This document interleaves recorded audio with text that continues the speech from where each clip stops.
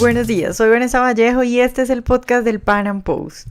Son varios los ejemplos de países que han logrado salir de la crisis y mejorar su situación mediante procesos de dolarización. Y es que mantener una buena disciplina monetaria es fundamental para el funcionamiento de un país. Sin embargo, aunque las pruebas de la importancia de tener una moneda sana están por doquier, al parecer es muy difícil que los políticos se controlen y dejen de andar como locos monetizando déficits. En nuestro podcast de hoy tenemos como invitado a Adrián Rabier, doctor en economía, especialista en teoría monetaria y ciclos económicos, y con él estaremos hablando de las ventajas de la dolarización, de lo bueno que sería un mundo con libertad monetaria en el que cada quien pudiera decidir la moneda que usa. Y bueno, también tocaremos un poco el tema de guerra de divisas. Adrián, buenos días y muchas gracias por estar hoy con nosotros. Muchas gracias a ustedes, Vanessa, y gracias por la oportunidad de compartir algunas reflexiones sobre los temas que vamos a hablar. Bueno, Adrián, pues tú has escrito bastante sobre dolarización, sobre todo has analizado el caso de Argentina. Yo quisiera empezar pidiéndote que le expliques a nuestros oyentes por qué dolarizar es una buena medida, por qué tú defiendes la dolarización. Bien, es una pregunta más difícil de lo que parece. No es que yo recomiende la dolarización para todos los países del mundo, pero sí países con serios problemas inflacionarios como es el en el que yo resido, que es Argentina. Me parece que he perdido, digamos, toda esperanza de que el Banco Central, por la vinculación política, por la presión política, alguna vez ordene, digamos, las cuentas públicas del gobierno y el Banco Central deje de monetizar esos déficits públicos y entonces dejemos de tener los niveles de inflación que venimos teniendo. Es decir, vivo en un país donde, sacando la década de 1990, con un tipo de cambio fijo y una regla de convertibilidad de $1 por $1, donde hubo estabilidad monetaria, quitando esos 10 años, el resto de toda la historia desde que existe el Banco Central ha sido de altísima inflación, con excesos en 1990, 1991, con una hiperinflación de niveles muy elevados, del 5.000% anual, para que el oyente más o menos se haga una idea. Y hoy, que más o menos no hay guerras, no hay ningún tipo de conflicto bélico, político, ninguna gravedad, Argentina presentó en el 2016 una inflación del 41%. Yo sí soy creyente o tengo la esperanza de que el gobierno de Mauricio Macri logre controlar la inflación y que la baja de la inflación, digamos, se cumplan las metas de inflación y Argentina logre bajar el 41% al 20% este año, al 15%, al 12%, al 10% y al 8%. Es algo viable que Argentina termine en 4 años con una inflación de un dígito, pero en algún momento futuro, cuando un nuevo gobierno venga, las presiones sociales, las presiones políticas por ampliar el gasto público probablemente lleven al país a nuevos niveles de inflación muy altos por la tentación y por cuestiones populistas. Claro, entonces, en ese me parece que países como el nuestro necesitan una regla bien rígida y la dolarización en este sentido es una buena solución. Bueno, entonces ¿tú crees que no siempre es bueno dolarizar? Es decir, por ejemplo, para economías como Colombia o la de Chile, que son siempre las que se muestran como fuertes dentro de la región, ¿crees que no sería una buena opción dolarizar? Bueno, cuando, digamos, yo no recomiendo a Chile y a Colombia dolarizar hoy, pero hago una aclaración. Con Nicolás Kachanowski escribimos un artículo que habla de una reforma bancaria, una reforma monetaria para la Argentina, donde proponemos una dolarización flexible. Pero esta dolarización flexible que nosotros propusimos no es la dolarización como la gente la entiende. O sea, nuestra propuesta de dolarización es permitir que la gente opere en la moneda que quiera, al estilo Hayek y la desnacionalización de la moneda.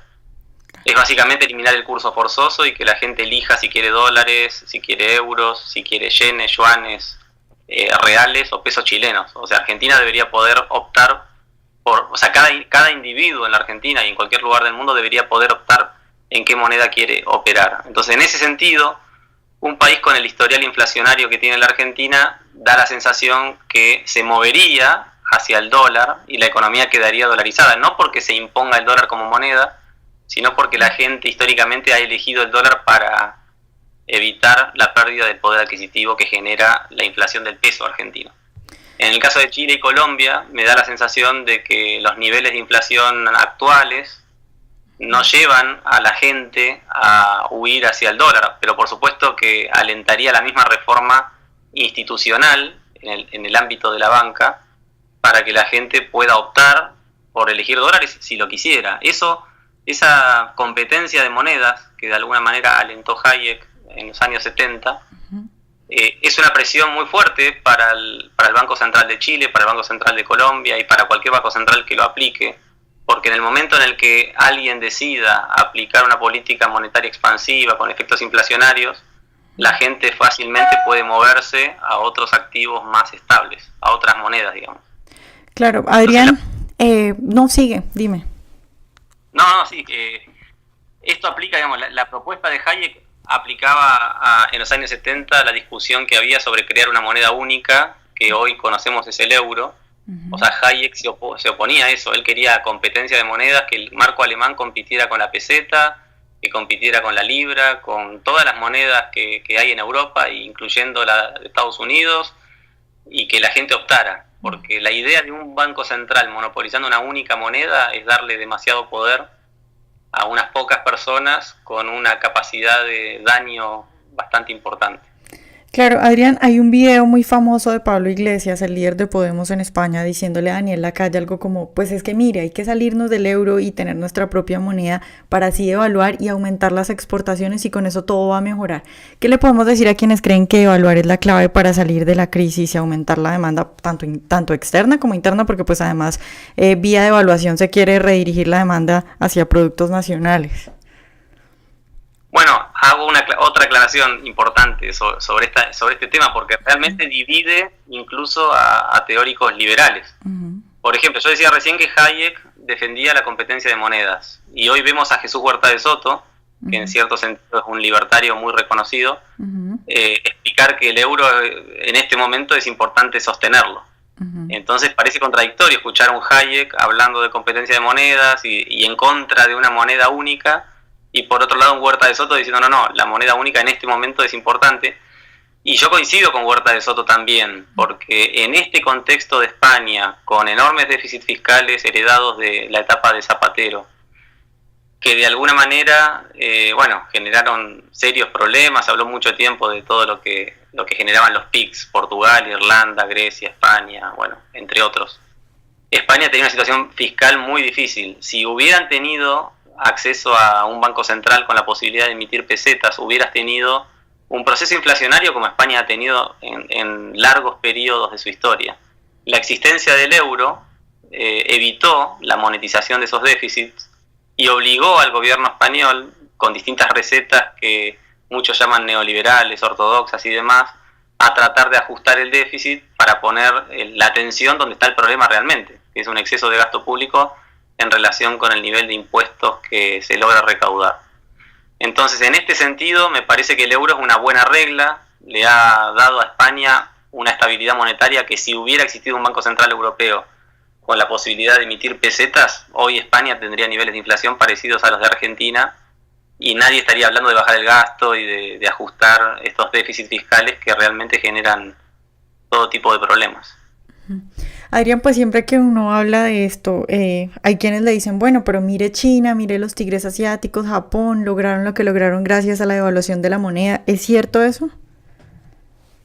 No, la verdad es que cuando uno analiza, por ejemplo, el caso de China, obviamente China, Japón son todos países distintos y cada uno merece su análisis detenido, pero por citar el caso de China, que es el más importante hoy, por lo que fue el milagro chino y por lo que en lo que se está convirtiendo China. China es un país que durante muchísimo tiempo permaneció aislada del mundo y ese aislamiento generó una pobreza extrema, y todo tipo de problemas sociales y demás. En la medida que China integró la Organización Mundial de Comercio y de alguna manera abrazó la globalización y permitió que la inversión extranjera directa entre en China, eso potenció un desarrollo económico fenomenal. Eso ha permitido, es decir, la globalización, la inversión extranjera directa, las economías, que China sea hoy una economía abierta, genera lo que todos los libros de comercio internacional explican, que es una convergencia de salarios entre los países que se integran. O sea, China en los últimos, 20, 30 años está generando una convergencia en salarios que eran realmente muy, muy bajos hacia los niveles de salarios de los países con los cuales está cooperando o está comerciando. Y ahí es donde observamos una dramática baja en la pobreza en China, bueno, y un desarrollo económico que merece atención y merece enormes discusiones.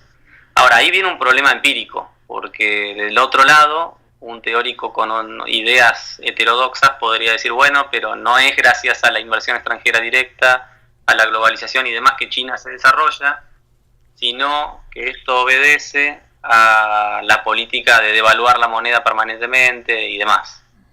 Empíricamente no lo vamos a resolver, porque lo cierto es que en estos 30 años, es verdad, China ha aplicado política de continua devaluación de su moneda que ha empobrecido a la población, pero en simultáneo, gracias a su política de apertura, tenemos una China que está sacando a cientos de millones de personas de la pobreza, lo cual no es broma, y lo cual ojalá sea seguido por otros países. Ahora mismo se habla de los mini Chinas, que son unos pequeños países asiáticos, incluyendo Vietnam, por ejemplo, economías que vienen de sistemas mucho más de planificación central, que han fracasado, que han generado niveles de pobreza enormes.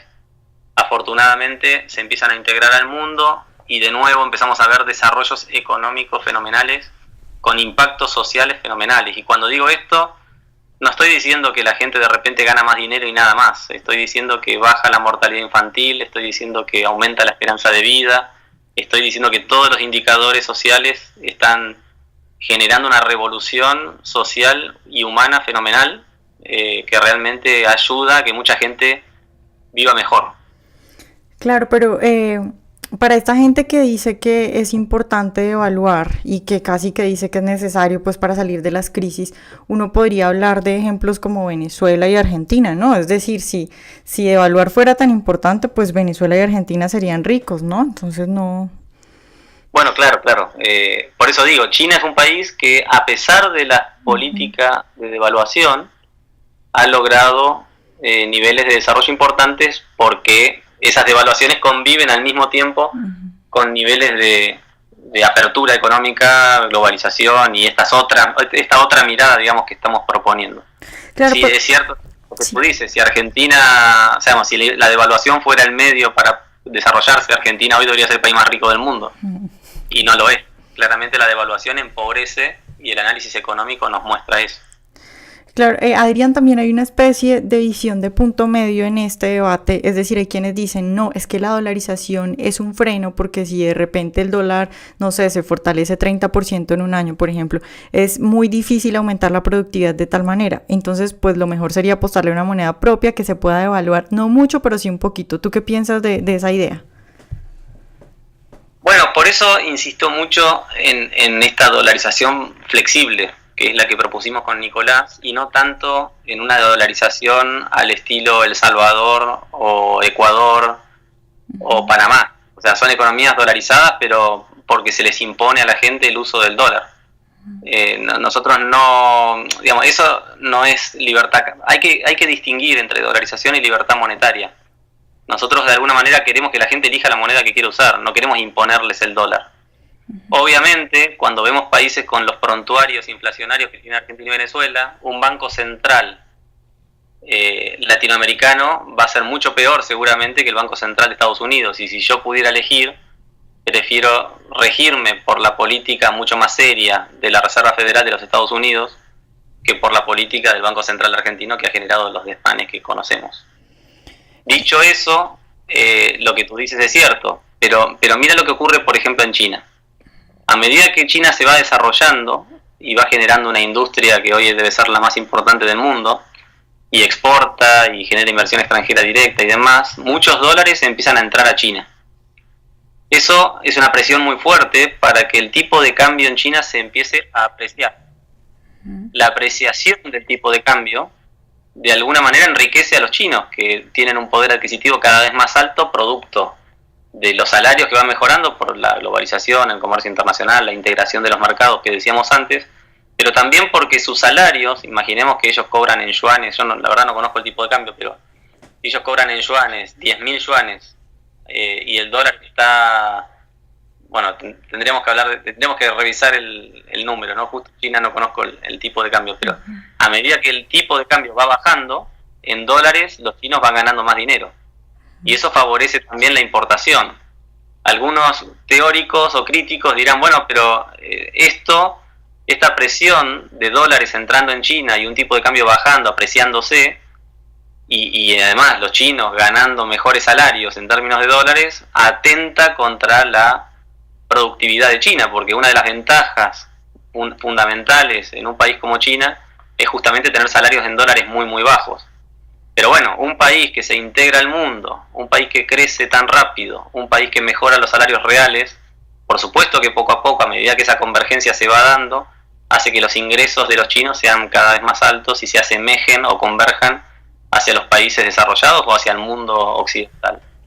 Y si eso va pasando, la ventaja de competitividad poco a poco va desapareciendo, y ahí es donde van surgiendo ideas de, bueno, ahora necesitamos la nueva China, que será la India, será algún país de África, para ir moviendo las fábricas hacia lugares donde los salarios son realmente más bajos.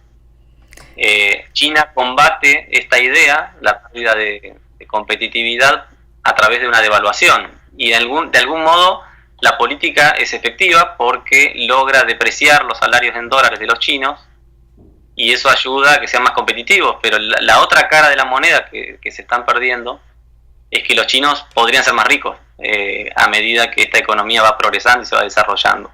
La política de devaluación empobrece, baja en términos reales los salarios de los trabajadores, y la verdad que no creo que una política desarrollista, como creen esos mismos críticos que los países deberían aplicar, a través de la devaluación consigan mejorar la competitividad realmente. O sea, sí, la consiguen dando 3 pasos para atrás y esperando volver a recorrerlos para volver a crecer, mejorar los salarios y luego volver a devaluar para volver a dar 3 pasos para atrás, y de alguna manera estamos haciendo más lento un proceso de desarrollo económico que podría acelerarse muchísimo más.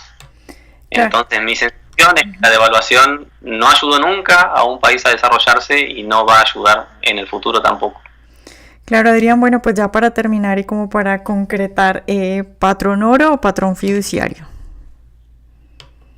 Bueno, yo soy un defensor del patrón oro, y de alguna manera mi objetivo profesional, si se quiere, en el mundo académico es tratar de convencer a los economistas de que dejar el dinero en manos del gobierno es una mala idea, convencer a la gente de que el dinero durante toda nuestra historia no estuvo en manos del Banco Central. Esto es algo nuevo, tiene solamente un siglo y ha fracasado. O sea, tomemos por ejemplo el caso de Estados Unidos. La Reserva Federal se crea con 3 objetivos. En primer lugar, ofrecer estabilidad monetaria. En segundo lugar, alcanzar el pleno empleo. Y en tercer lugar, suavizar los ciclos económicos. Hay estudios que muestran que Estados Unidos era un país con mayor estabilidad monetaria antes de la creación de la Reserva Federal que después. Los niveles de desempleo que ha alcanzado Estados Unidos durante varios periodos de su historia son mayores ahora, después de crear el Banco Central, que antes, y los ciclos económicos son cada vez más recurrentes por producto de las políticas monetarias que la Reserva Federal está generando. Y estoy hablando de Estados Unidos. Si hablamos del Banco Central de la República Argentina, imaginémonos que antes de la creación del Banco Central, los niveles de inflación eran menores, los ciclos económicos eran menos recurrentes y los niveles de desempleo también eran menores. O sea, podemos mostrar con un estudio histórico que la creación de los bancos centrales no obedece a una falla de mercado, no obedece a que los mercados libres no puedan ofrecer buen dinero, sino que obedece a una cuestión política, donde en esos tiempos donde se crean los bancos centrales y se abandona el patrón oro, había una necesidad de la guerra, de enfrentar estos conflictos bélicos, y entonces había que monetizar para financiar déficits, y todo ese tema de alguna manera avala la creación de los bancos centrales, y se abandona el patrón oro. Pero desde entonces cada vez más inflacionario y hay ciclos económicos más recurrentes. Mi recomendación con Nicolás Kayanovsky, siguiendo la línea de Lawrence White, siguiendo la línea de George Selgin, de Stephen Horwitz, de Roger Garrison, quienes de alguna manera son seguidores de Hayek, que mencionaba antes con la desnacionalización de la moneda, es tratar de hacer estos estudios históricos. Yo ahora mismo lo estoy haciendo para la Argentina, pero quisiera completar un estudio más amplio hacia toda América Latina, de ver cómo funcionaba la banca antes de que existan los bancos centrales, estudiar los fundamentos de por qué se crean los bancos centrales y ver cuál fue la performance desde que estos bancos centrales se crearon. Y todos los estudios que venimos haciendo nos muestran que ha fracasado en sus objetivos, lo cual abre un interrogante de por qué todavía tenemos bancos centrales. Las razones no son técnicas, las razones son políticas, y el debate me parece que debe empezar por la academia, por ir a los congresos, por discutir con economistas, y en la medida que haya consensos y nosotros nos juntemos con ciertos gobiernos a plantear reformas de este tipo, de volver a un patrón oro y demás, el patrón fiduciario que nos ha dejado con un mundo muy inestable, se acabaría. Bueno, Adrián, pues muchas gracias por estar hoy con nosotros. Bueno, muchas gracias, Vanessa, por la oportunidad y bueno, ha sido un placer. Bueno, creo yo que solo quedaría terminar este podcast diciendo lo que Adrián ya repitió varias veces: devaluar la moneda empobrece, es devolverse para luego llegar al mismo punto en el que se estaba antes y sin sentido alguno celebrar. Ojalá hayan disfrutado esta entrevista de hoy y recuerden seguirnos en nuestro canal de YouTube para disfrutar de todos nuestros programas.